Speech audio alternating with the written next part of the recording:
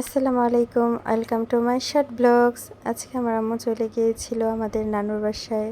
এতে এখন সকল ঘরের কাজ এবং রান্নাবান্নার দায়িত্ব দিয়ে গিয়েছিল আমার উপর। আমি ঝটপট কিছু রান্নাবান্না করে নিব। প্রথমে আমি আমাদের হাঁসের ডিম, আমার আম্মু যে হাঁস পালে ওই ডিমগুলো প্রথমে সিদ্ধ করে নেব এবং অ্যাড করব একটা মুরগির ডিম, এবং পরে আলু কুচি করে আমি এই ডিমের সাথে সিদ্ধ করে নেব। এখন ফিরে এলাম ঘরের কাজে। এই তো দেখেন আমার ভাইয়ের রুমটা কি অগোছালো হয়ে আছে। আসলে ছেলেরা একটু অগোছালো থাকে, মেয়েরা তা পরিষ্কার পরিচ্ছন্নতা করবে। এটাই তো মেয়েদের কাজ বা ছেলেদের কাজ, যে যেমন পছন্দের অনুযায়ী করে। টেবিলটা দেখেন কি অবস্থা হয়ে রয়েছে। গুছাতে গুছাতে হঠাৎ আমি এই পদ্ম ফুলগুলো পেলাম আর্টিফিশিয়াল, এবং একটা তেলের বোতল উপরে কেটে কিছু পানি দিয়ে দিলাম। এই পদ্ম ফুলগুলা পানিতে রেখে টেবিলের উপরে ফুলদানি হিসেবে রাখবো। দেখতে খুবই আকর্ষণীয় এবং সুন্দর লাগবে। এই পদ্ম ফুলটা নিচে পানি দেওয়ার পর খালি লাগছিল, এই জন্য আমি পানিতে একটা সুন্দর করে পানির বোতলে সুন্দর করে একটা রশি দিয়ে বেঁধে নিলাম, যাতে এই জিনিসটা আরও একটু সুন্দর আকর্ষণীয় লাগে। এই তো আপনারা দেখেন টেবিলের ফাইনাল লুক। আমি টেবিলটা হালকা পাতলা করে যথেষ্ট সময় নিয়ে একটু গুছালাম। আর আপনারা দেখেন এই টেবিল কপর ফুলের জারটা কেমন হয়েছিল।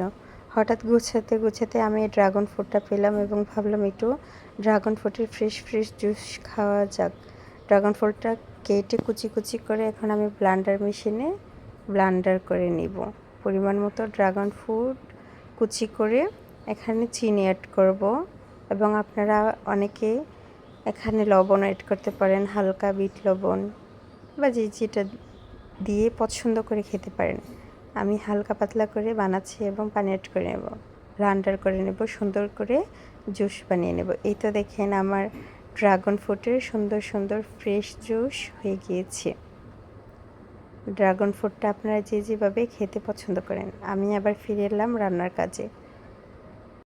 আলু ডিম সিদ্ধ করে ছিলে নেব। ডিমগুলো মাঝে অংশে স্লাইস করে নেব।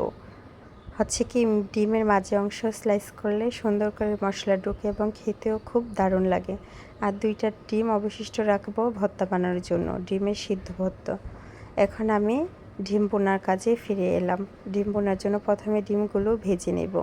গরম তেলে হালকা লবণ এবং হালকা হলুদ দিয়ে সুন্দর করে মিক্সার করে নিব।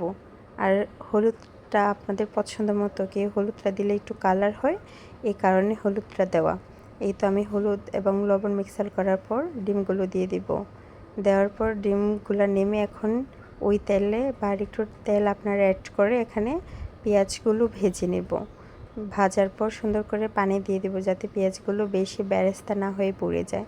পানি দেওয়ার পর এখানে সব মশলা দিয়ে দিব।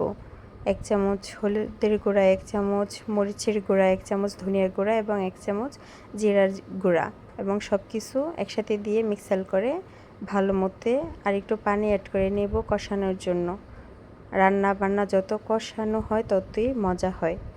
এই তো আমার রান্না বান্না প্রায় শেষ। আমি ডিমগুলো দিয়ে, এবং আপনারা এর উপর একটু হালকা জিরার গুঁড়া দিতে পারেন, যে জিরার গুঁড়াটা পছন্দ করেন। এখন আমি ভর্তার কাছে ফিরে যাব। পেঁয়াজগুলো সুন্দর করে হালকা ব্রাউন শেপে ভেজে নেব। আমি বেশি বেরেস্তা করব না। আবার এখানে হচ্ছে শুকনা মরিচ কিছু ভেজে নেব। আলুগুলো এবং সুন্দর করে পেষে নেব, একদম মিক্সাল করে। পেষানোর পর এখানে আলু ভর্তাটা বানিয়ে ফেলবো। এখন আমি ডিমের ভর্তাটা বানাবো। এখানে শুকনা মরিচ, ধনিয়া পাতা, পেঁয়াজ বেরেস্তা এবং সরিষার তেল অ্যাড করেছি, এবং সবগুলো ভর্তার ডিমগুলো মিক্সার করে নিব। ভর্তা যত হাতে মাখানো হয়, হাতে মাখানো ভর্তাগুলো ততই এর স্বাদ দ্বিগুণ হয়ে যায়।